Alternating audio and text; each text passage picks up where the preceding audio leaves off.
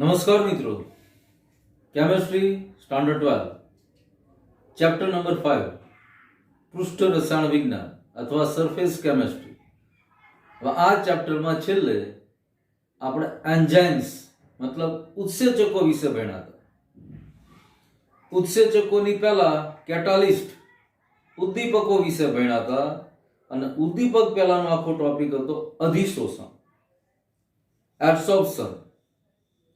તો એબ્સોર્પ્શન, ઉદ્દીપક અને ઉત્સેચક. ઉત્સેચક પણ એક પ્રકારનો ઉદ્દીપક જ છે. તો આના પછીનો આ ચેપ્ટરનો ટોપિક છે કલીલ. કલીલ એક પ્રકારનું દ્રાવણ છે.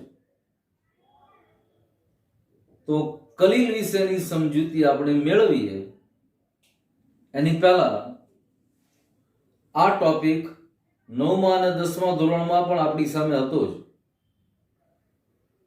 થોડુંક વિસ્તારપૂર્વક પણ એમાં હતું, પણ અહીંયા 11મા ધોરણમાં સ્ટાન્ડર્ડ 11માં એની કરતા પણ વધારે ભણવાનું છે. ત્યાં કલીલ દ્રાવણની સાથે કમ્પેરિઝનમાં અથવા એની સરખામણીમાં ભણાવાયો હતો કે ભાઈ કલીલ શું છે અથવા કલીલ દ્રાવણો કોને કહેવાય. અહીંયા પૃષ્ઠ રસાયણ વિજ્ઞાનના આધારે આપણે કલીલ વિશે સમજીએ છીએ. તો સૌથી પહેલા કલીલની સમજૂતી ફરીવાર મેળવીએ તો બરાબર જો સાચા દ્રાવણો જે સમાન પ્રણાલી છે. હવે જો રેતીને પાણીમાં નાખવામાં આવે, થોડોક ટાઈમ હલાવો, પછી મૂકી દો, એટલે આપણને ખબર છે રેતીના કણો નીચે બેસી જશે. તો આ બાબતને આલંબન અથવા નિલંબન અને અંગ્રેજીમાં સસ્પેન્શન કહે છે. એક સાચા દ્રાવણો, દાખલા તરીકે સોડિયમ ક્લોરાઇડનું પાણીમાં બનાવેલું દ્રાવણ, હવે મીઠું બધું જ પાણીમાં ઓગળી ગયું, ખબર નહીં પડે કે ભાઈ આમાં મીઠું ઓગળેલું છે કે નહીં જોવાથી. તો એવી જ રીતે બીજું દ્રાવણ હમણાં આપણે જે કીધું એ કે ભાઈ પાણીની અંદર રેતીના કણો નાખ્યા, હલાવશો ને આવતી મિશ્રણ બધું મિક્સ દેખાશે, પણ જેવું થોડીક વાર મૂકી રાખશું એટલે બધા જ માટીના કે રેતીના કણ નીચે બેસી જશે. તો આને નિલંબન અથવા આલંબન અથવા સસ્પેન્શન અથવા નિલંબિત કણો કહેવાય. હવે એક ઈ પ્રણાલી અને બીજી પ્રણાલી સાચા દ્રાવણની.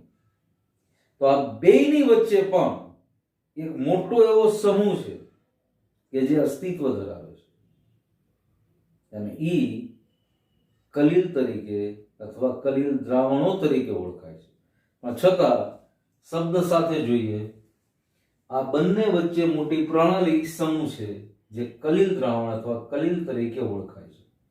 હવે એને વ્યાખ્યાયિત સ્વરૂપે જોવું હોય તો કલીલ એક એવી વિસમાન પ્રણાલી છે કે જેમાં એક પદાર્થ જેને વિક્ષેપણ અથવા પરિક્ષેપણ, આ બંને સમાનાર્થી શબ્દ છે.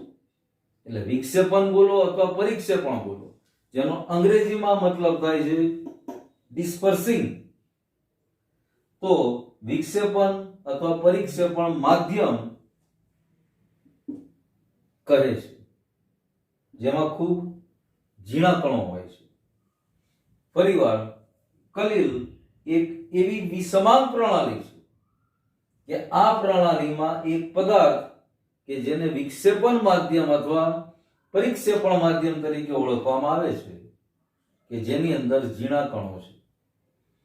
પણ ખાસ કલીલને સમજવું હોય તો દ્રાવણોની સાથે કમ્પેરિઝન કરતા જઈએ ત્યારે કલીલ વિશે વધારે સ્પષ્ટ સમજ મળે છે કે વોટ ઇઝ કોલેટ્સ, કલીલ ખરેખર શું છે. તો કમ્પેરિઝન કરતા જઈએ તો સૌથી પહેલા દ્રાવણ, તો તેમાં કણો આયન અથવા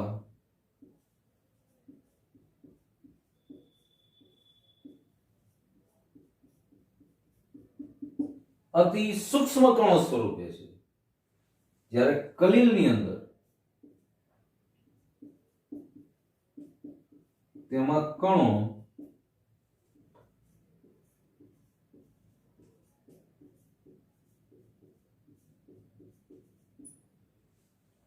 પરિક્ષેપિત કલા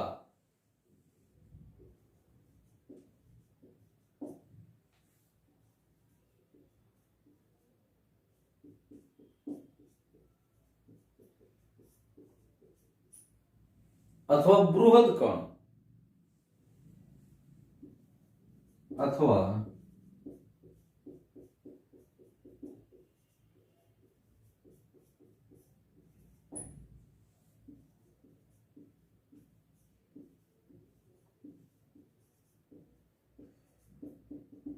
કણો પરમાણુ કે આયનોના સમુચ્ચય સ્વરૂપે રહેલો છે. બીજો મુદ્દો જોઈએ તો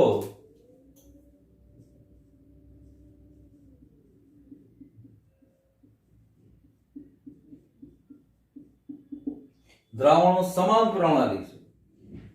જ્યારે કલિલ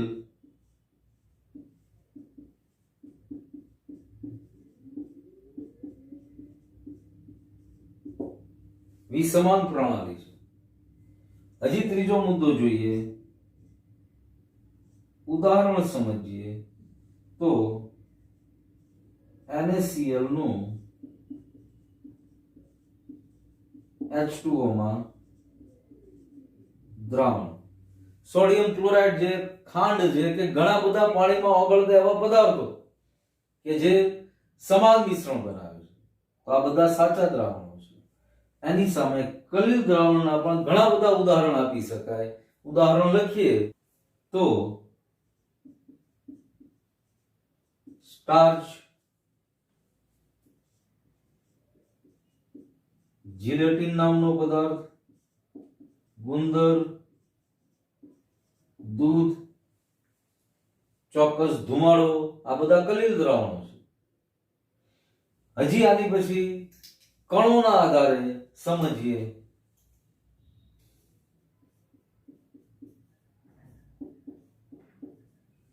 કલિલ દ્રાવણના કણોનું કદ લેસ ધેન 1 મિલીમીટર. એની સામે સોચી સાચા દ્રાવણમાં રહેલા કણોનું કદ લેસ ધેન 1 મિલીમીટર. કલિલ દ્રાવણમાં રહેલા કણોનું કદ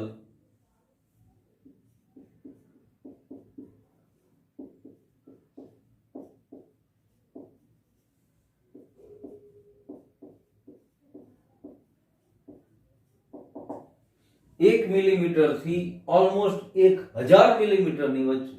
તો તમે જો આ કેટલા સૂક્ષ્મ કણો છે, એની સામે આ કણોનું કદ જુઓ.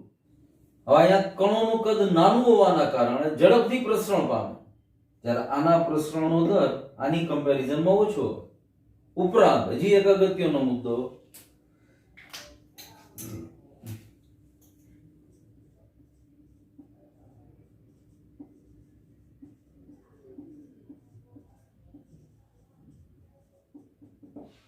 પિંડલ અસર વિશે ભણી ગયા છો તમે અગાઉ.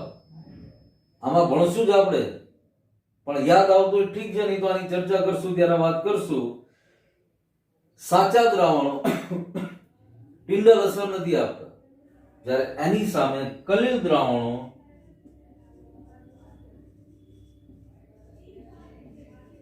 પિંડલ અસર આપે છે.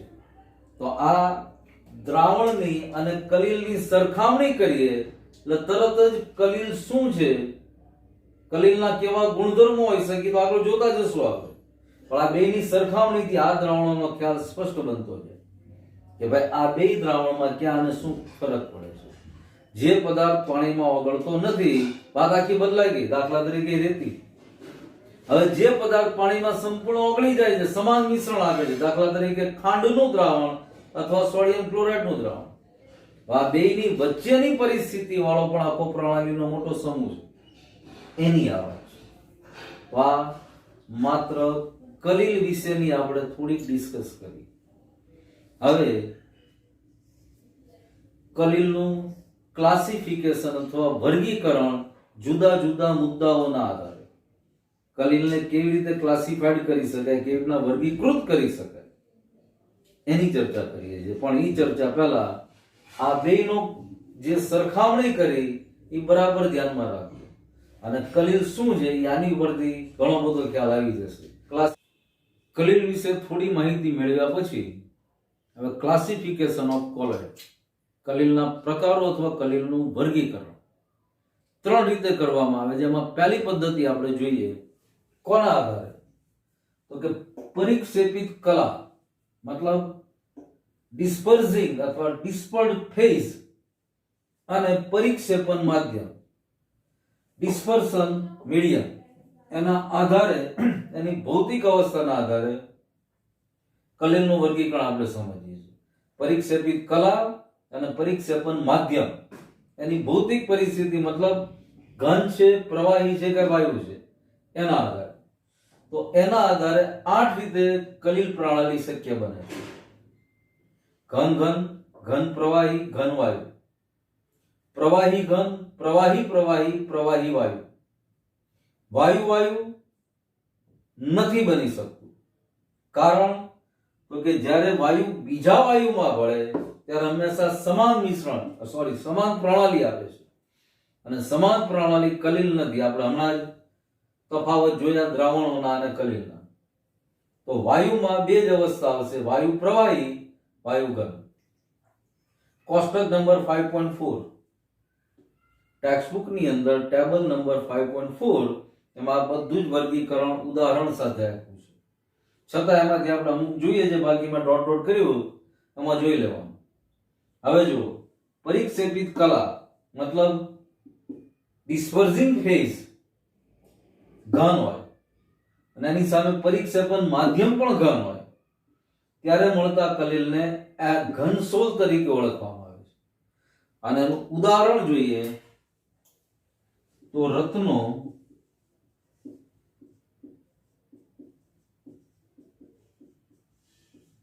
અથવા જેમસ્ટોન. આજે જુદા જુદા રત્નો વીંટીમાં પહેરાય છે કે બીજા ઝવેરાતમાં વપરાય છે, તો ઈ ઘનસોલ પ્રકારનું કલીલ છે જેમાં પરિક્ષેપિત કલા પણ ઘન છે, પરિક્ષેપણ માધ્યમ પણ ઘન છે. હવે પરિક્ષેપિત કલા ઘન હોય, પરિક્ષેપણ માધ્યમ પ્રવાહી હોય ત્યારે ઈ કલીલના પ્રકારને સોલ તરીકે ઓળખવામાં આવે છે. અને આ સોલના ઉદાહરણમાં રંગ અથવા કલરનો સમાવેશ થાય. ત્રીજું, પરિક્ષેપિત કલા ઘન, પરિક્ષેપણ માધ્યમ વાયુ, એરોસોલ. આ કલીલના પ્રકારને એરોસોલ તરીકે ઓળખવામાં આવે છે જેમાં ધુમાડો, ધુમ્મસ વગેરેનો સમાવેશ થાય. હવે પરિક્ષેપિત કલા પ્રવાહી હોય, પરિક્ષેપણ માધ્યમ ઘન હોય ત્યારે આવા પ્રકારના કલીલને જેલ તરીકે ઓળખવામાં આવે છે. અને જેલનું ઉદાહરણ લખીએ તો ચીઝ, બટર વગેરે કલીલ છે, જેલ પ્રકારનું કલીલ છે જેમાં પરિક્ષેપણ માધ્યમ પ્રવાહી છે, પરિક્ષેપણ માધ્યમ ઘન છે, પરિક્ષેપિત કલા પ્રવાહી છે. હવે બંને પ્રવાહી પ્રવાહી હોય, પરિક્ષેપિત કલા પણ પ્રવાહી હોય, પરિક્ષેપણ માધ્યમ પણ પ્રવાહી હોય, એવા કલીલના પ્રકારને પાયસ અથવા ઇમલ્શન તરીકે ઓળખવામાં આવે છે જેનું ઉદાહરણ દૂધ છે. દૂધમાં ચરબીના કણો રહેલા હોય છે, ફેટ, તો આ દૂધ છે. એવી જ રીતે પરિક્ષેપિત કલા વાયુ, પરિક્ષેપણ માધ્યમ ઘન, કલીલનો પ્રકાર પણ પહેલાની જેમ જ ઘનસોલ કહેવાય. અને અહીંયા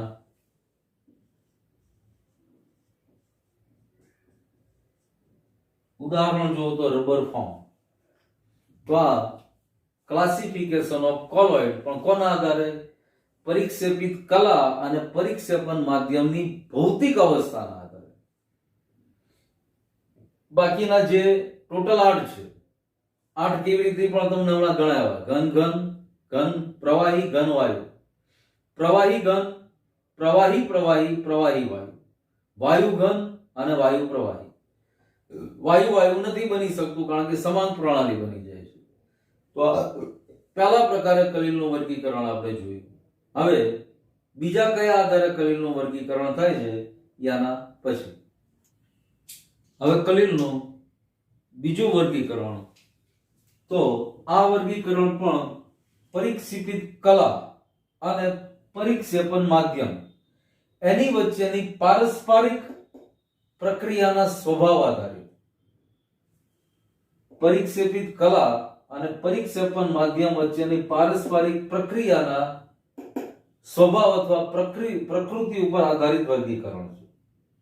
તો એમાં બે પ્રકાર પડે.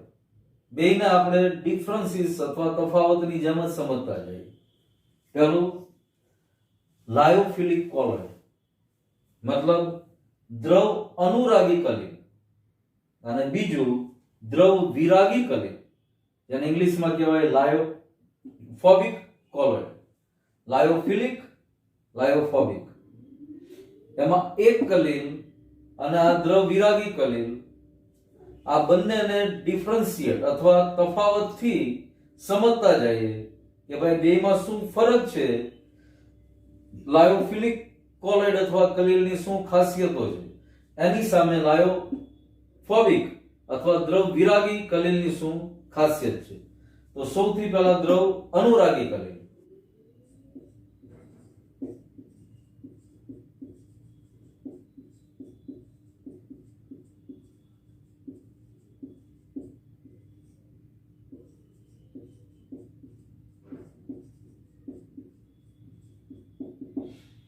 આ પ્રકારના કલિલ દ્રાવક આકર્ષી અથવા પ્રવાહી ચાહક કલિલો હોય છે.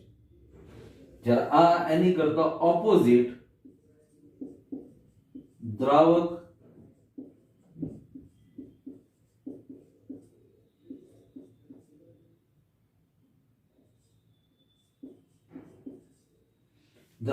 અપાકર્ષી કલિલ. તો બેનો ફરક અહીંયા આગળ સીધી ખબર પડી જાય. દ્રવ અનુરાગી, જેને દ્રાવક પ્રત્યે અનુરાગ છે, દ્રાવક પ્રત્યે ચાહના છે, એવા કલિલ. અને દ્રવ વિરાગી મતલબ દ્રાવક પ્રત્યે અપાકર્ષણ છે, લાયોફોબિક કોલોઇડ. બીજો મુદ્દો જોઈએ. ઉદાહરણ જીલેટિન, ગુંદર, સ્ટાર્ચ વગેરે. ત્યારે આના ઉદાહરણમાં ધાતુઓ Au, Ag, પ્લેટિનમ અને ધાતુના સલ્ફાઇડ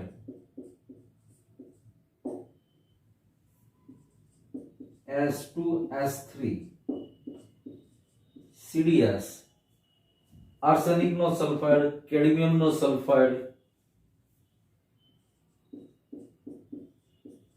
વગેરેના સ્વાદ.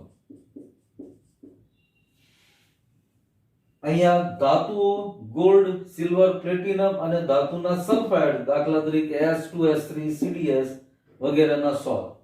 તો આ દ્રવ વિરાગી કલિલો છે કે જેને કોઈ પ્રકારે દ્રાવક પ્રત્યે ચાહના અથવા દ્રાવક પ્રત્યે આકર્ષણ નથી. જ્યારે આ એવા કલિલ છે લાયોફિલિક અથવા દ્રવ અનુરાગી, જીલેટિન, સ્ટાર્ચ, ગુંદર, રબર વગેરે. ત્રીજો તફાવત જોઈએ. આને સરળ પદ્ધતિથી બનાવી શકાય.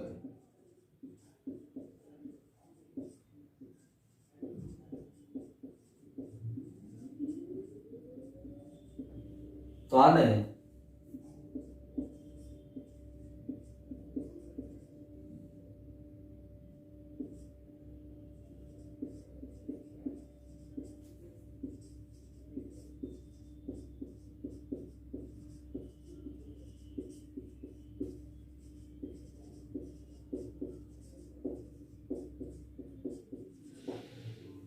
મુશ્કેલીથી તથા વિશિષ્ટ પદ્ધતિથી બનાવી શકાય. આવા પ્રકારના કલિલ દ્રવ અનુરાગી સહેલાઈથી સરળ પદ્ધતિથી બનાવી શકાય, જ્યારે દ્રવ વિરાગી અથવા લાયો ફોબિક કલીલ મુશ્કેલીથી વિશિષ્ટ પદ્ધતિથી બનાવી શકાય. ચોથો મુદ્દો જોઈએ, પરિવર્તનીય સોલ. આ પ્રકારના કલીલ પરિવર્તનીય સોલ છે અને આ પ્રકારના કલીલ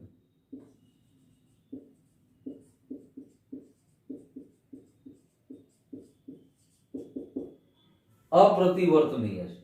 આ બંને શબ્દનો મતલબ સમજીએ તો પરિવર્તનીય સોલની અંદર પરિક્ષેપણ માધ્યમ અને પરિક્ષેપિત કલાને અલગ કરવામાં આવે અને જે સોલ બને એમાં ફરીવાર પરિક્ષેપિત માધ્યમને મિશ્ર કરી શકાય છે અને પરિણામે આને પરિવર્તનીય સોલ કહે છે. જ્યારે આમાં એકવાર અવક્ષેપણ થઈ ગયા પછી આવું કરવું શક્ય નથી, એટલા માટે અપ્રતિવર્તનીય એવો શબ્દ આ કલીલ માટે વાપરી શકાય. આ કલીલો સ્થાયી છે, સોલ્વેશનના કારણે સ્થાયી છે, જ્યારે એની સામે આ કલીલો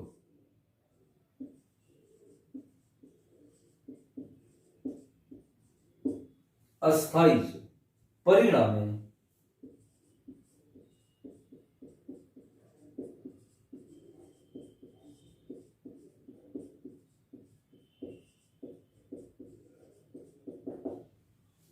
આને સ્થિર અથવા સ્થાયી રાખવા માટે સ્થાયીકારક પદાર્થ ઉમેરવાની જરૂર પડે છે, જ્યારે આમાં એવી જરૂર પડતી નથી.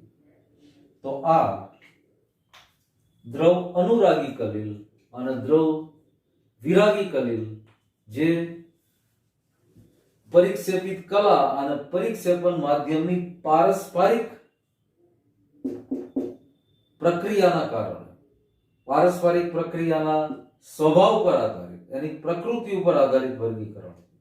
આ બધા શબ્દો થોડા ભારે સમજે, પણ પહેલું વર્ગીકરણ જે સમજ્યા એ ભૌતિક અવસ્થાના આધારે આટલો શબ્દ યાદ રાખો.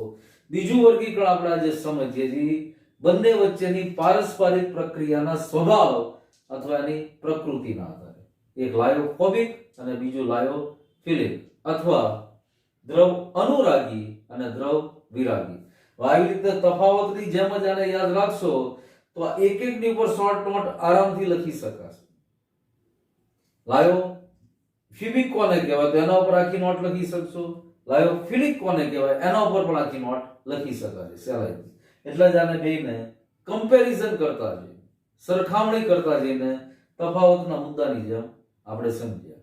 તો આ બે વર્ગીકરણ પછી ત્રીજું વર્ગીકરણ અવક્ષેપિત કલાના કણોના આધારે. પહેલું વર્ગીકરણ પરિક્ષેપિત માધ્યમ, પરિક્ષેપિત કલા અને પરિક્ષેપણ માધ્યમ આ બેની ભૌતિક અવસ્થાના આધારે વર્ગીકરણ. બીજું વર્ગીકરણ પરિક્ષેપિત કલા અને પરિક્ષેપણ માધ્યમની પારસ્પરિક પ્રક્રિયાના સ્વભાવ પર આધારિત. હવે ત્રીજું વર્ગીકરણ આના પછી આપણે સમજીએ છીએ. કલીલના વર્ગીકરણમાં આગળ અવક્ષેપિત કલાના કણોના આધારે, અવક્ષેપિત કલાના કણોના પ્રકાર પર આધારિત વર્ગીકરણ. એમાં ત્રણ બાબતોનો અભ્યાસ કરવાનો છે.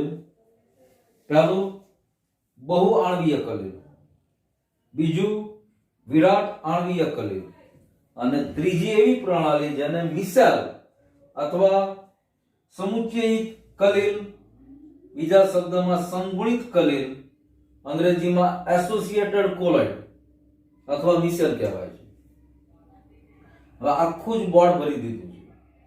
એક એક શબ્દ, એક એક વાક્યને બરાબર એવી રીતે સમજવો છે કે બીજી વાર વાંચવાની જરૂર ન પડે, સીધું યાદ રહી જાય. એટલા માટે જ આટલું મહેનત કરીને લખ્યું છે. હવે બરાબર જુઓ. સૌથી પહેલા બહુ આણ્વીય કલીલ, જેને અંગ્રેજીમાં મલ્ટીમોલેક્યુલર કોલોઇડ કહેવાય છે.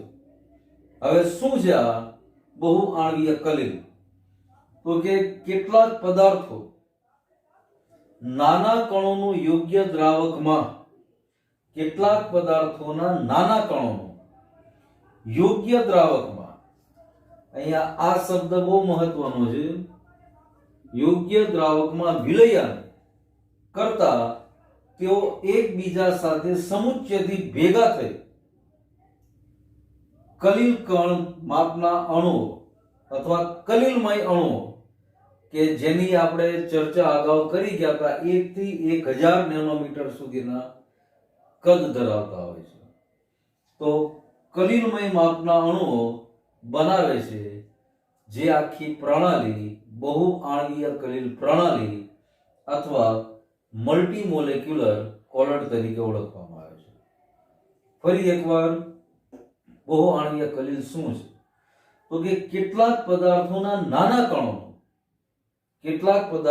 નાના કણોનું યોગ્ય દ્રાવકમાં વિલયન કરવામાં આવે, પરિણામે તેઓ એકબીજા સાથે સમુચ્ચયથી ભેગા થઈ અને એવા કણો બનાવે કે જે કલિલમય કણોની હદમાં આવી જતા હોય, મતલબ કલિલમય કણો જેવા બની જતા હોય, જેનું કદ 1 થી 1000 નેનોમીટરની આસપાસ હોય છે, જેને બહુ આણ્વીય કલિલ અથવા મલ્ટીમોલેક્યુલર કોલોઇડ તરીકે ઓળખવામાં આવે છે. ઉદાહરણ, ગોલ્ડ સોલ, એયુ સોલ. બીજું સલ્ફર સોલ, કે જેમાં S8 ના 1000 કે તેથી વધુ અણુઓ સમુચ્ચય થઈ અને કલિલ બનાવે છે. આ પ્રકારના કલિલ લાયોફિલિક કલિલ, મતલબ દ્રવ અનુરાગી કલિલ છે. હવે અહીંયા થોડાક શબ્દો, એયુ સોલ, સલ્ફર સોલ, આ બધા નવા છે. આ જ પાઠમાં આગળ આ ટોપિક પૂરો થાય પછી આવા સોલને કેમ બનાવી શકાય એને લગતી વિગત આપણે ભણવાના જ છીએ. એટલે અહીંયા કદાચ મનમાં કે ભાઈ આ શું છે, શું કહેવાય આને, તો એ કેમ બને એ આપણે સમજવાના જ છીએ, એટલે એકદમ ક્લિયર થઈ જશે. પણ અત્યારે યાદ રાખવાનું છે, મલ્ટીમોલેક્યુલર કોલોઇડ્સ એના ઉદાહરણો કયા? તો કે ગોલ્ડ સોલ મતલબ એયુ સોલ, સલ્ફર સોલ વગેરે. હવે એની પછીનો બીજો પ્રકાર અવક્ષેપિત કલાના કણોના પ્રકાર ઉપર આધારિત વિરાટ આણ્વીય કલિલ. હવે આ કલિલ વિશે ડિટેલમાં જોઈએ એની પહેલા યાદ કરો જૈવિક અણુઓ વાળો પાઠ અને પોલિમર વાળો પાઠ. જૈવિક અણુઓ વાળા પાઠની અંદર વિટામિન્સ, સ્ટાર્ચ, સેલ્યુલોઝ આવા બધા વિશે વિગતે આપણે ભણ્યા. ઉપરાંત પોલિમર વાળા પાઠની અંદર યાદ કરો પોલિથીન, નાયલોન આવા બધા શબ્દો ભણ્યા. તો આ બધા વિરાટ આણ્વીય કલિલના જ ઉદાહરણ છે. હવે આને થોડુંક ડિટેલમાં જોઈએ. કેટલાક વિરાટ અણુઓને, જો શરૂઆતમાં વિરાટ અણુઓ છે, તો કેટલાક વિરાટ અણુઓને યોગ્ય દ્રાવકમાં, અહીંયા પણ દ્રાવકની વાત જ છે, યોગ્ય દ્રાવકમાં વિલયન કરવામાં આવે ત્યારે તેમના કદ કલિલમય કદના ગાળામાં અથવા એની હદમાં બની જતા હોય છે. પરિણામે વિરાટ આણ્વીય પ્રણાલી રચાય છે. ફરી એકવાર, કેટલાક વિરાટ અણુઓને યોગ્ય દ્રાવકની અંદર વિલયન કરાવવામાં આવે ત્યારે તેમના કદ, વિરાટ અણુઓના કદ દ્રાવકની અંદર કલિલમય કદના ગાળામાં બની જતા હોય છે. પરિણામે જે આખી પ્રણાલી તૈયાર થઈ અને વિરાટ આણ્વીય પ્રણાલી કહે છે. દાખલા તરીકે કુદરતી કલિલો, સ્ટાર્ચ, સેલ્યુલોઝ, હમણાં વાત કરી એમ પ્રોટીન વગેરે. કૃત્રિમ કલિલો અથવા માનવ સર્જિત કલિલો, પોલિથીન, નાયલોન વગેરે. તો આ બીજો પ્રકાર થયો અવક્ષેપિત કલાના કણોના પ્રકાર પર આધારિત. આ પ્રકારના કલિલો આની કરતા ઓપોઝિટ, આ લાયોફિલિક છે તો આ લાયોફોબિક હોય અને વિરાટ આણ્વીય દળ ધરાવતા હોય, વિરાટ આણ્વીય કલિલ હોય, વિરાટ આણ્વીય કદ હોય, વિરાટ આણવીય દળ હોય, ઘણા બધા ઊંચા આણવીય દળ હોય, ઉપરાંત લાયોફોબિક હોય. ઉપરના જે લાયોફિલિક છે જ્યારે આ લાયોફોબિક હોય. ત્રીજો ને ખૂબ અગત્યનો કલીલ જેને મિસેલ તરીકે ઓળખવામાં આવે છે, અથવા સમગુણિત કલીલ અથવા એસોસિએટેડ કોલોઇડ અથવા સમુચ્ચયિત કલીલ. હવે આ કલીલ શું છે? તો કે કેટલાક પદાર્થો તેમની ઓછી સાંદ્રતાએ, નીચી સાંદ્રતાએ સામાન્ય રીતે વિદ્યુત વિભાજ્ય તરીકે ગુણધર્મ આપે છે, પરંતુ જો તેની સાંદ્રતા ઊંચી લઈ જવામાં આવે તો સમુચ્ચય થાય છે અને કલીલમય વર્તણૂક આપે છે, જે મિસેલ છે. અહીંયા પણ કેટલાક પદાર્થોની વાત છે, બધા પદાર્થોની વાત નથી. આ બધામાં આગળ કેટલાક શબ્દો બધામાં કોમન છે. તો અહીંયા પણ કેટલાક પદાર્થો જેની નીચી સાંદ્રતા છે ત્યારે સામાન્ય રીતે વિદ્યુત વિભાજ્યનો ગુણધર્મ આપે, પણ હવે એ જ સાંદ્રતાને ઊંચી લઈ જવામાં આવે તો એના કણો સમુચ્ચય થઈ અને કલીલમય વર્તણૂક આપે, જેને મિસેલ અથવા સમગુણિત કલીલો અથવા સમુચ્ચયિત કલીલ અથવા એસોસિએટેડ કોલોઇડ તરીકે ઓળખવામાં આવે છે. આની આગળની ખાસિયત જોઈએ તો મિસેલની રચના અમુક તાપમાનથી ઊંચા તાપમાને થાય. આ મિસેલ રચાઈ ગયું, એની રચના અમુક તાપમાનથી ઊંચા તાપમાને થાય. એ તાપમાનને ક્રાફ્ટ ટેમ્પરેચર અથવા ક્રાફ્ટ તાપમાન ટીકે તરીકે ઓળખવામાં આવે છે. અને અલગ અલગ મિસેલ માટે અલગ અલગ ક્રાફ્ટ તાપમાન હોય છે. આ પહેલી લાક્ષણિકતા.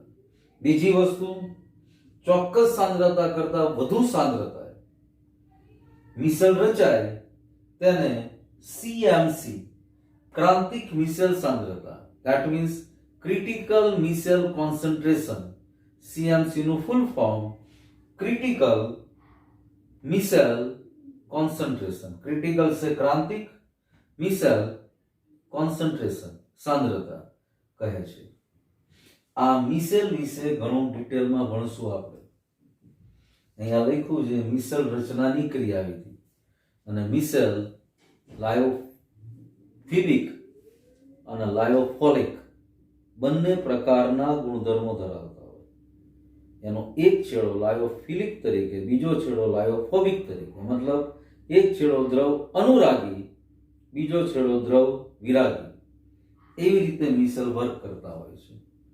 મિસેલની કાર્ય રચના અગાઉ તમે સોપ એન્ડ ડિટર્જન્ટ આવો ટોપિક ભણી ગયા છો, સાબુ અને પ્રક્ષાલકો. એમાં પણ મિસેલની ક્રિયાવિધિ અથવા મિસેલનું મિકેનિઝમ આવતું હતું. યાદ આવતું હોય તો કરો. અને એમાં યાદ કરો, એક ભાગને શીર્ષ અથવા માથું, બીજા ભાગને પૂંછડી અથવા ટેલ તરીકે ઓળખવામાં આવતું. ને એમાં એક ભાગ જળ અનુરાગી હતો જ્યારે બીજો ભાગ જળ વિરાગી હતો. આ જ વસ્તુ ફરીવાર આખું ડિટેલમાં આપણે ભણશું મિસેલની ક્રિયાવિધિમાં. પણ મિસેલ રચનાની ક્રિયાવિધિ આપણે આ પીરિયડમાં નથી ભણતા.